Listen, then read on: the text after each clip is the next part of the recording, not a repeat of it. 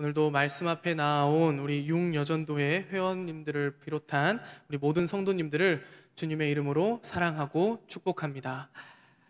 제가 설교 들어가기 앞서서 제 좀 어렸을 때 이야기를 좀 해드리려고 합니다. 제가 어렸을 때 컴퓨터 게임을 너무 좋아해가지고 이제 저희 어느 정도였냐면 저희 형이 제 2살 터울의 형이 있는데 저희 형이 제가 게임만 하면은 와서 제 뒤통수를 이렇게 때릴 정도로 그 정도로 제가 게임을 좋아했습니다. 게임 좀 그만하라고. 근데 어느 날 하루는 제가 이제 집에서 컴퓨터 게임을 그날도 이제 열심히 하고 있는데 그때 어머니가 이제 저를 부르셨나 봅니다. 근데 저는 듣지 못하고 막 컴퓨터 게임에 막 열중을 하고 있는데 얼마나 부르셨는지 어머니가 갑자기 방으로 이렇게 들어오시더니 야 이성인 너 몇 번 불렀어 엄마가 딱 이러시더라고요. 저는 못 들었으니까 못 들었는데요? 그랬더니 저희 어머니가 나와. 그래서 컴퓨터를 그날부터 한 달 동안 이제 못하게 저희 어머니가 저를 막으셔가지고 그 다음 날부터 이제 친구들과 PC방을 갔습니다. 그래서 저희 어머니가 어이가 없어 하시면서 그냥 그렇게 지냈었는데 우리가 어디 하나에 집중을 하다 보면은 주변에 다른 소리들, 누군가 나를 부른다거나 아니면은 뭐 차가 지나간다거나 뭐 이런 소리들이 주변 소리가 됩니다. 그래서 결국에는 그 주변 소리에 귀 기울이지 않고 무시해버리거나 또 듣지 못하게 됩니다. 오늘 본문 우리가 읽은 베드로전서 2장 9절과 10절 말씀은 우리가 너무나도 잘 알고 있는 말씀입니다. 그리스도인의 정체성을 제대로 보여주기도 하는 말씀이기도 합니다. 하나님은 그분의 백성들을 매일 새롭게 부르고 계십니다. 그 부르심에 응답하는 자만이 구원의 길로 갈 수 있습니다. 구원은 믿는 자에게 주어지는 하나님의 선물입니다. 하나님께서는 구원의 길을 약속하시면서 한 사람을 부르셨는데 그 사람을 찾기 위해서 우리가 창세기로 쭉 올라가 보면 바로 믿음의 조상 아브라함이 나옵니다. 하나님은 하나님의 섭리를 이루시기 위해서 아브라함을 처음에 부르십니다. 하지만 성경을 보면 아브라함이 그 갈 바를 알지 못했다라고 말하고 있습니다. 히브리서 11장 8절 말씀입니다. 믿음으로 아브라함은 부르심을 받았을 때에 순종하여 장래의 유업으로 받을 땅에 나아갈새 갈 바를 알지 못하고 나아갔으며 라고 말씀하고 계십니다. 믿음으로 아브라함은 부르심을 받았다고 말씀하고 계십니다. 하나님의 부르심, 하나님의 그 콜링, 이 콜링은 믿음으로 받을 수 있습니다. 그래서 우리가 갈 바를 모르지만 믿음으로 하나님의 분명한 부르심의 음성을 우리가 듣게 됩니다. 그리스도인은 이 부르심이 분명하지 않으면 위태로울 수밖에 없습니다. 그래서 하나님이 아닌 것에 시선을 돌리고 또 그곳에 의존하려고 합니다. 사람이 가장 의지하게 되는 존재가 바로 사람입니다. 그 사람이 부르기만을 간절히 바라는 모습이 사람의 모습입니다. 하지만 하나님의 부르심만이 구원입니다. 구원은 하나님의 관점에서는 부르심이라고 표현을 하고 그리고 우리의 관점에서는 그 부르심의 응답이라고 이야기를 할 수 있습니다. 그래서 인간의 역사는 부르심과 응답의 역사입니다. 그렇기 때문에 하나님은 끊임없이 인간을 부르시고 그 끝없는 부르심에 우리가 응답하였다 하는 것이 구원 이야기이고 또 구원의 역사입니다. 하나님은 여기 모인 우리 모두 역시도 끊임없이 부르십니다. 그런데 아브라함을 맨 처음에 부르신 것은 아닙니다. 아브라함보다 앞서서 하나님께서는 아담을 부르셨습니다. 아담이 죄를 짓게 됩니다. 하나님처럼 되기를 욕망하며 선악을 알게 하는 나무의 열매를 하와와 함께 먹게 됩니다. 그것을 먹으면 하나님처럼 될 것이라고 생각을 했지만 그 결과는 그 자신들의 생각과는 정반대의 모습이었습니다. 두려운 마음과 수치심이 그들을 엄습했기 때문입니다. 그래서 그들은 무화과 나뭇잎으로 옷을 만들어 입고 동산나무 사이에 숨었습니다. 그때 하나님께서 에덴 동산에 찾아오셨고 하나님께서 부르셨습니다. 아담아, 내가 어디 있느냐? 여기서 하나님의 부르심은 아담이 어디 있는지 그리고 무엇 때문에 숨었는지를 몰라서 하시는 부름이 아닙니다. 이 부르심은 하나님께서 지금 어떤 문제가 생긴 아담을 벌을 주든지 고치시든지, 즉 어떠한 대책이 있으시기 때문에 부르셨습니다. 하나님은 대책이 없으신 분이 아닙니다. 하나님이 부르셨다는 것은 나보다 나를 더 잘 아시고 나보다 나를 더 완벽하게 인도하실 수 있기 때문에 부르십니다. 그래서 하나님의 부르심에 순종하고 응답하는 것이 구원으로 가는 길입니다. 나보다 나를 더 잘 아시는 하나님의 완벽한 인도에 따르는 삶, 그런 삶이 구원이라는 뜻입니다. 하지만 하나님은 우리가 하는 일이 너무 바빠서 그리고 또 중요해서 우리를 부르시지 않으시고 그러시는 분이 아닙니다. 우리와 우리의 그런 조건과 환경을 상관하지 않으시고 우리를 언제든지 부르십니다. 하지만 우리가 하는 일이 너무나 바빠서 그리고 그 일이 이것보다 더 중요해서 하나님이 부르시는 소리가 안 들립니다. 우리 일 때문에 하나님의 음성이 주변 소리가 되고 말았습니다. 우리가 드라마나 영화에 몰두하다 보면은 현실의 소리가 들리지 않고 또 나를 부르는 것이 그렇게 소중하게 들리지 않습니다. 지금 이 장면을 봐야 그 다음 장면을 이해할 수 있기 때문에 이 한 장면도 놓칠 수가 없기 때문입니다. 지금 우리가 또 주말 드라마를 계속 이제 하고 있는데 제가 또 주말 드라마를 또 챙겨보는 스타일이어가지고 이제 오늘 또 그 삼자매의 아버지가 어떻게 될지 어제 보지 않았으면 우리는 오늘이 기대되지 않을 겁니다. 그래서 이 한 장면을 놓치면 이제 큰일 나는 거죠. 그래서 누가 막 부르고 이래도 제가 드라마 보고 있을 때 저희 어머니가 전화를 하셔도 잘 안 받습니다. 이 장면을 놓치면 안 되니까. 그래서 끝나고 이제 전화를 드리는데 아무튼 한 장면도 놓칠 수 없기 때문에 우리는 다른 소리를 다 주변 소리로 만들어 버립니다. 우리 스스로.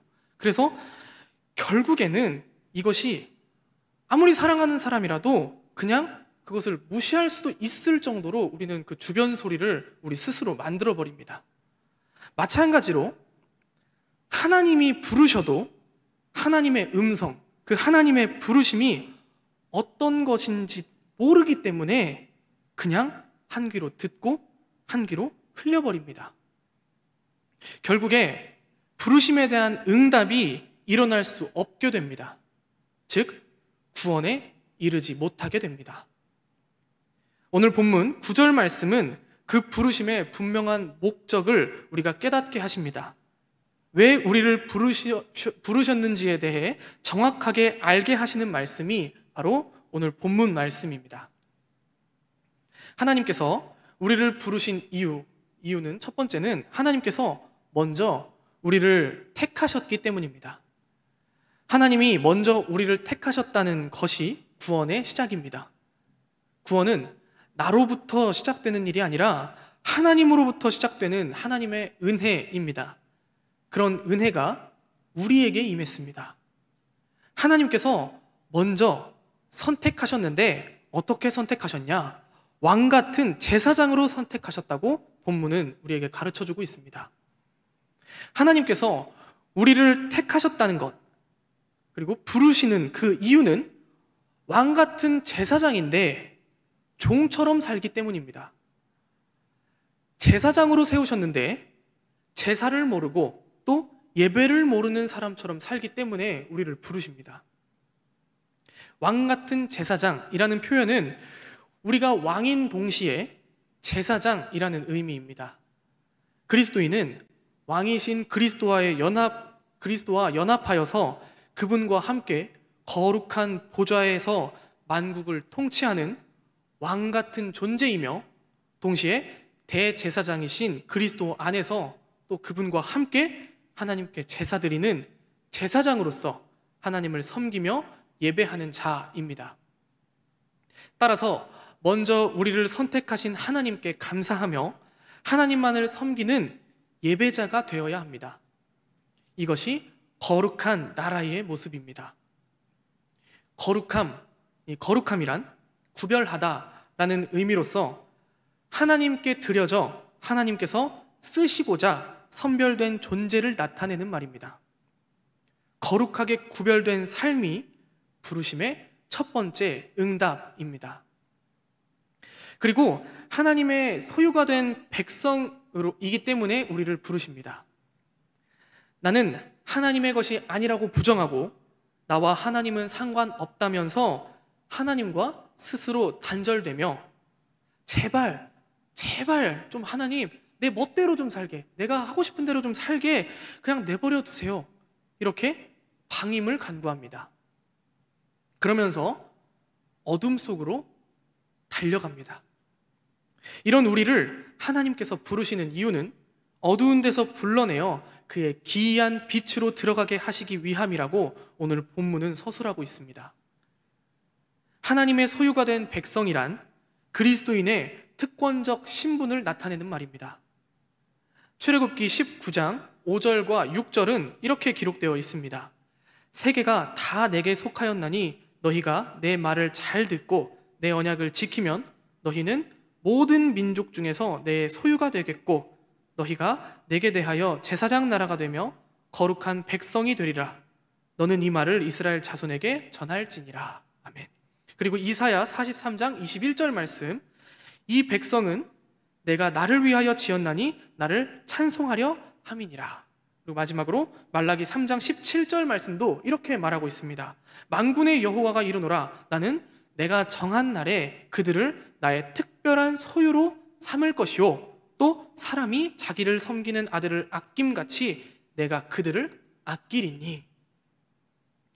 이 구약의 말씀을 오늘 본문의 저자인 이 베드로가 적절하게 종합하여서 그리스도인을 묘사하고 있습니다.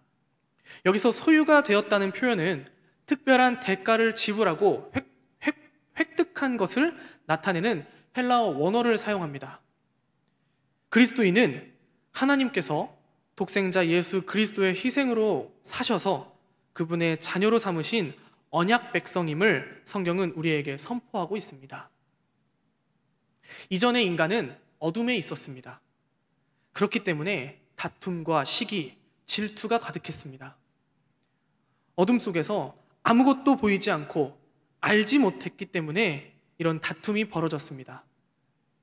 그래서 인간은 빛으로 나아오는 것이 굉장히 중요합니다. 우리가 어두운 곳에서 밝은 곳으로 나오면 어둠의 일들에 더 이상 집중하지 않습니다. 시궁창 같은 그 곳에서, 어둠의 곳에서 빠져나온 사람은 다시 그곳으로 들어가려 하지 않는 것과 같습니다. 그러나 빛 가운데로 나온 사실을 모르면, 또 내가 어디 와 있는지를 모르면 다시 어둠의 생활, 또 그곳에서 만난 존재들, 그 어둠 속에서 만난 존재들을 그리워하고 만나고 싶어 합니다. 그래서 어둠에서 기이한 빛으로 불러내신 주님의 음성에 집중해야 되고 또 주님을 따라가야 합니다. 어두움 가운데에서 불러내는 사람, 그 어두움 가운데로 불러내는 사람, 또 그 친구들은 단호하게 거절할 수 있어야 합니다. 하나님 부르심의 음성은 말씀을 통해서 들리기 때문에 우리는 말씀을 계속해서 듣고 보고 묵상하기에 애쓰고 노력하는 것이 빛의 자녀들의 모습입니다. 아침에도 보고 또 점심, 저녁에도 틈틈이 말씀을 보면서 끊임없이 주님 말씀을 기억하고 그렇게 살아내려 노력해야 합니다. 그렇지 않으면 사람의 생각, 또 사람의 소리, 판단, 비판, 비난, 이런 것에 하루 종일 묶여 사는 삶이 됩니다. 죽음만이 이런 삶의 결과일 뿐입니다. 하나님께서는 끊임없이 우리를 하나님의 모양과 형상대로 지은 인간이 하나님의 모양과 그 형상을 회복하도록 하기 위해서 그 하나님의 백성을 부르십니다. 이것이 부르심의 목적이고 또 소명입니다. 우리는 하나님이 우리를 대단한 존재로 만들고 또 우리에게 주시는 것에 더 관심을 쏟습니다. 하나님이 주시는 것에만 우리는 집중합니다. 그러나 우리가 이것을 다스릴 능력이 없으면, 하나님이 주신 것을 다스릴 능력이 없으면 그것은 재앙입니다. 그래서 하나님은 우리에게 주시지 않으시는 것도 있습니다. 어둠 속에 있으면 하나님이 주시는 것을 어둠 속에서 그 하나님이 주시는 것을 받는다면 그것은 아무 소용이 없습니다. 제대로 사용할 수도 또 활용할 수도 용도에 맞게 사용할 수도 없습니다. 반면에 빛 가운데에서 그것을 받는다면 말이 전혀 달라집니다. 빛 가운데 있으면서 하나님이 주시는 것의 용도와 쓰임을 분별하는 것이 그래서 하나님의 은혜이고 또 하나님이 우리에게 주시는 축복이라고 말할 수 있습니다. 그렇다면 하나님은 우리를 어디로 부르실까요? 하나님은 우리를 하나님의 길로 부르시고 계십니다. 이사야 55장 9절 말씀입니다. 이는 하늘이 땅보다 높음같이 내 길은 너희의 길보다 높으며 내 생각은 너희의 생각보다 높음이니라. 아멘. 하나님이 생각하시는 길과 우리가 생각하는 길이 다를 수 있습니다. 그래서 하나님의 생각과 우리의 생각이 자꾸만 부딪히게 되어 있습니다. 그럴 때 우리에게 필요한 것이 믿음이고 확신입니다. 내 길과 내 생각이 틀렸다. 그리고 하나님이 옳으시다 라는 믿음입니다. 나를 내려놓고 하나님이 부르시는 길에 기꺼이 오르는 믿음이, 그리고 그 하나님의 부르심에 대한 그 확신이 우리에게 필요합니다. 그렇지 않으면 나를 기준으로 삼는 삶을 살기 때문에 믿음 생활을 아무리 해도, 아무리 노력해도 그 삶이 달라지지 않습니다. 내 믿음 생활이, 내 믿음이 내 수준에 머물러 있기 때문입니다. 그래서 기이한 빛으로 들어가서 눈을 환하게 뜨게 되면 나를 여기로 불러내신 분이 바로 내 하나님이다 하는 것이 간증이고 전도가 됩니다. 그저 하나님을 믿었더니 내게 뭐가 생겼다, 뭐가 어쨌다 저쨌다 하는 것은 물론 있을 수 있습니다. 그것이 그러나 본질이 아니라는 사실입니다. 우리가 혼미한 세상을 살다가 산 정상에 올라가 이 세상을 파노라마처럼 쫙 살펴보는 것처럼 확연히 눈에 드러나는 삶을 경험하는 것이 바로 기이한 빛으로 들어갔다라는 뜻입니다. 구원을 받기 전에 우리는 하나님과 아무 상관없는 이방인이었습니다. 이방인은 결코 하나님의 백성이라 할 수 없습니다. 또한 하나님의 그 긍휼을 얻지도 못합니다. 하지만 하나님의 부르심에 응답함으로 우리는 하나님의 백성이 되었고 긍휼을 얻는 존재로 변화될 수 있습니다. 그리스도인은 과거에 하나님의 긍휼을 얻지 못했던 죽을 수밖에 없는 존재였고 죄와 사망의 어둠에 복종했던 종에 불과했습니다. 그러나 이제는 하나님의 긍휼을 얻어서 빛 가운데 있는 구원받은 존재, 하나님의 백성입니다. 하나님은 오늘도 우리를 하나님이 선택하신 왕같은 제사장으로 부르시고 계십니다. 이런 하나님의 초대에 순종으로 응답하는 우리 유흥여전도의 회원을 비롯한 우리 모두가 되길 하나님은 원하고 계십니다. 기도하겠습니다. 거룩하신 아버지 하나님, 우리를 주님의 기이한 빛 가운데로 불러주심에 감사합니다. 이런 주님의 은혜를 우리는 깨닫지 못하고 또 듣지 못하고 세상의 것에 더 집중하며 살아갑니다. 그러나 말씀으로 우리 심령에 역사하시어 우리가 주님께로 시선을 돌려 주님의 부르심에 응답하게 하여 주시옵소서. 그 주님 부르심에 믿음과 확신으로 나아가게 하여 주시옵소서. 예수님의 이름으로 기도합니다. 아멘.